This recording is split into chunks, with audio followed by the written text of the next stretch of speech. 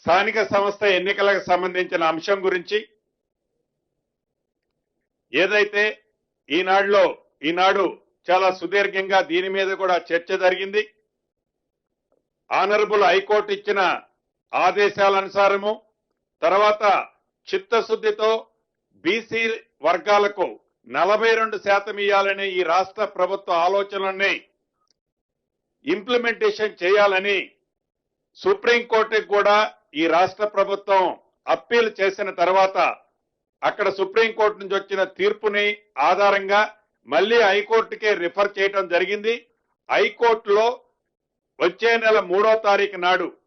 మళ్ళీ దీని మీద న్యాయస్థానం ముందుకి ఈ కేసు రానున్నది కాబట్టి 3వ తారీఖు వచ్చే న్యాయస్థానం మీదకి వచ్చిన తర్వాత ఆ డిబేట్ ని బట్టి